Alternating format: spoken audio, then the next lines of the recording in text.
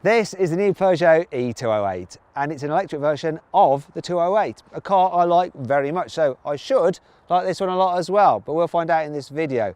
It is expensive though. It starts from just under £29,000 and that's after taking into account a £3,000 government grant for electric powered vehicles. You can save a further 1,600 quid off one though if you get a carwow. If you don't want to do that, just later on just Google carwow and you can go there yourself.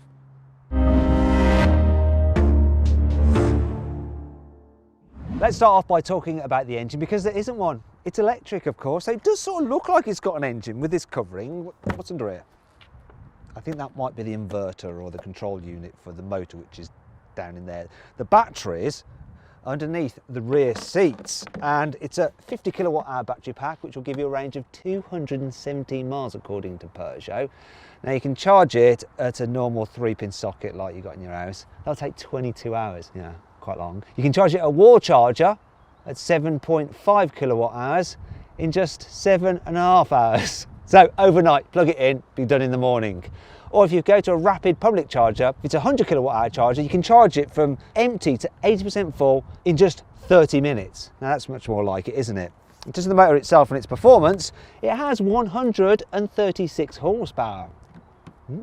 Apparently this is the quickest accelerating 208 you can buy at the moment. It'll do 0 to 60, so say Peugeot, in 8.1 seconds, but will it really? To find out, I'm going to be using my new specialist timing gear. Right, I'm going to launch it. It's pretty easy. Just get in drive, put it into sport. It's not really launch control, you just floor it. 3, 2, 1, go! Good initial pickup. Strong to the mid-range. Doing all right. Tailing off a bit at the top end now. That was 60. All rather serene. 0 to 60 in just under 7.8 seconds, which is kind of as quick as an old 205 GTI from back in the day. That's actually all right, isn't it?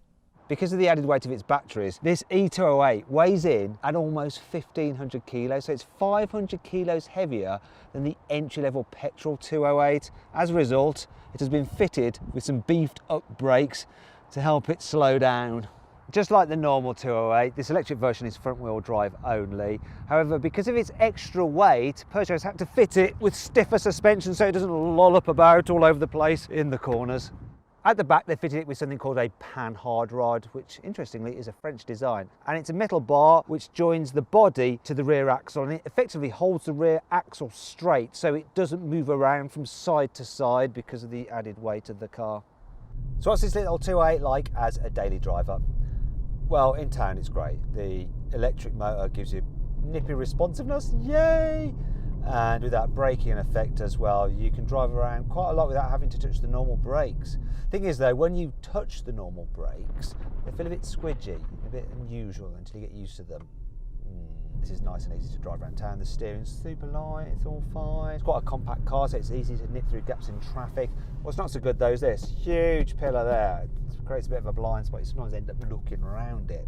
Another thing that I find a bit annoying is that this particular car I'm driving here, it's probably not the case for all 208s, has a weird rattle in the door.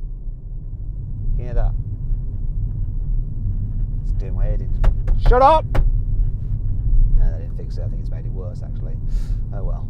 Now this is more noticeable because for the rest of the time the car is a lot quieter because you haven't got a petrol engine or a diesel engine up front rattling away. So another thing you notice is that firmer suspension does just pick up the bumps a little bit more than the normal 208, but you know, I'm splitting hairs. I'm just being a motoring journalist about it.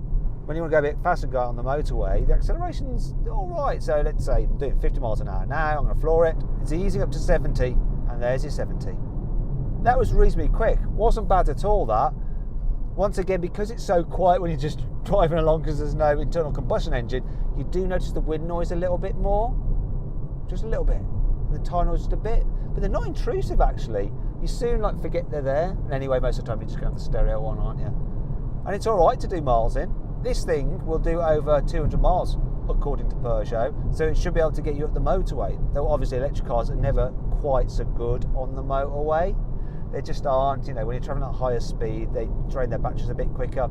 In fact, if you want to see what the real world range is of some popular electric cars, click on the pop-out banner up there to watch my special EV range test, where I drive a bunch of electric cars until they run out of battery, to see what exactly happens when they have no charge left.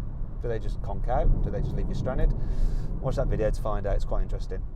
Now let's talk about this car's design. From the front, it's pretty much identical to the normal 208. It's hard to tell them apart. It has the same 3-prong LEDs there at the front, which is supposed to look like a lion's claws. And then you've got the Fang daytime running light that extends all the way into the bumper. Once again, lion reference. But the key difference is actually in the lion. There's a blue element to the badge to signify electricity, I guess. From the side, the E208, it's a good looking car, but it's virtually indistinguishable from the normal 208. But I think that's the idea that Peugeot's getting at. The only thing that really stands out is this little E badge here. Like I say, it's little, so you have to know what you're looking for.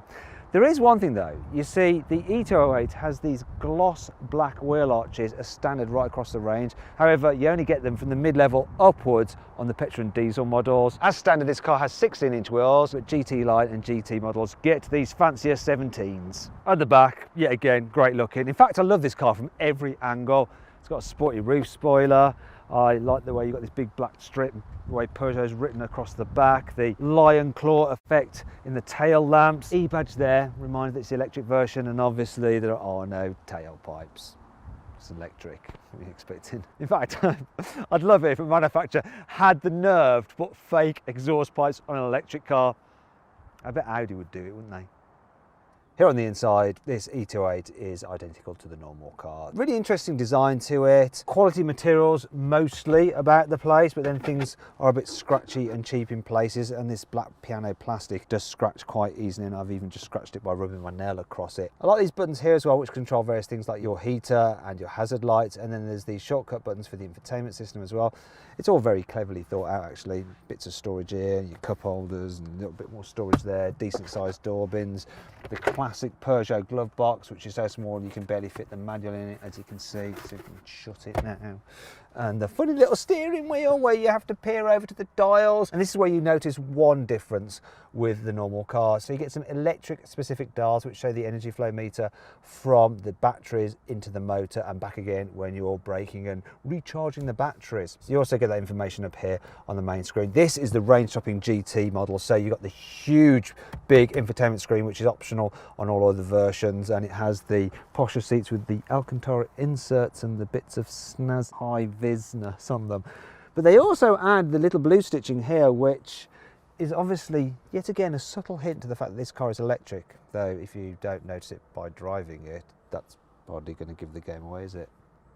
Despite the fact that Peugeot has actually put the batteries for this car underneath the rear seats, they've managed to not actually have to raise up the back bench, which is a good thing, because if they had, you'd really struggle for headroom. I mean, as it is, look, it's passable for me, look, it's passable, but people over 6 foot will struggle slightly, especially for knee room, which is tight. It is exactly the same as the normal 208, and if you want to find out more about this car's practicality and other features, we'll go in more detail on like fitting a baby seat and stuff like that. Click on the pop-out banner up there for the full in-depth video review of the 208 range.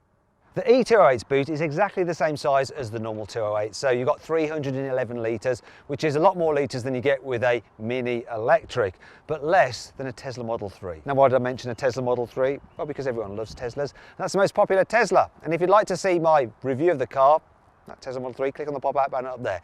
Anyway, on with this boot. There is one thing that's a bit annoying with the E208 compared to the normal petrol or diesel car, and it's the fact that you always have to carry around your charging cables in this bag. Yeah, so it takes up space. And that brings you on to 5 annoying things about this car. Even if the car is in park when you've got the ignition on it, and you dare to open the front driver's door, you get this alarm. Now I know it's for safety, but it's just so annoying and scary that it makes you just want to flee! For some reason, while the entry-level petrol and diesel versions of the 208 come with 16-inch alloy wheels as standard, the more expensive entry-level version of the E208 comes with 16-inch steel wheels as standard. Peugeot only gives you this one charging cable when you buy the car, which is fine if you've got a wall charger, but what happens when you visit a friend's and they don't have one? You're going to need a 3-pin socket to put some juice back in your car to get you home, aren't you? But yeah, you're not going to be able to unless you buy that cable. While normal versions of the 208 get a space saver spare wheel, you don't get one with the E208. Instead, you have this tyre repair stuff, which is really difficult to use. So if you get a puncture, you're just going to have to call out the breakdown services to help you out. Electric cars are supposed to be high-tech and very modern, and this one is. Apart from the image you get from its reversing camera, it's all blocky, washed out, and it's jerky when you move. Terrible. It's not all negative though. Here's 5 good things about this car. The car has a flat underfloor to improve aerodynamics, reduce drag and therefore maximise your range. With the My Peugeot mobile phone app, you can precondition the car's cabin temperature so it's just right for when you get in it, and initiate charging remotely. When you first buy this car, Peugeot gives you a Polar charge card subscription. After 6 months though, you have to pay £8 for it. This is a great choice if you want an electric car that doesn't shout, hey, look at me, I'm an electric car, aren't I great, aren't I socially responsible, because it looks identical to the normal internal combustion engine models. But you know deep down that you're doing your bit and saving money on fuel bills. You can get ISOFIX anchor points on the front passenger seat, so if you need to, you can carry 3 child seats in this car. Finally, let's talk about the equipment levels. E208 range kicks off with the active model, and that gets climate control and automatic emergency braking with pedestrian detection. Move up to the Allure model and you get some electrically folding mirrors, wireless charging for your mobile phone, some extra USB ports and the full digital driver's display. Then there's the GT line, which gets LED headlights, front and rear parking sensors, plus a reversing camera, and 8 colours for the interior ambient lighting. At the top of the range is the GT, so that gets adaptive cruise control with steering assist to help keep you in lane while you're on the motorway. You also get that larger infotainment screen with the built-in satellite navigation and heated front seats. It is quite expensive though, so which is my pick of the E208 range? Well, do you know what? I'm actually going to build my ideal model on the carwow configurator. I'm not going to show it you, but I've got a great deal back on it. So if you want to see what that deal is and what the exact trim level is, click on the pop-out banner up there to check out my choice for this car. So then, what's my final verdict on the Peugeot E208? Should you avoid it? Should you consider it? Should you shortlist it? Or should you just go right ahead and buy it? Well, I reckon you should go right ahead and buy it. It's a great little electric car with a decent range that looks absolutely fabulous, and it's pretty decent value for money as well. Do you agree with my verdict? Let me know in the comments section. Also, please subscribe to this channel for more videos, and if you click on the deals box to the right, you can see how much you can save on a new car at CarWow. Or click on the video windows below to watch another of my videos.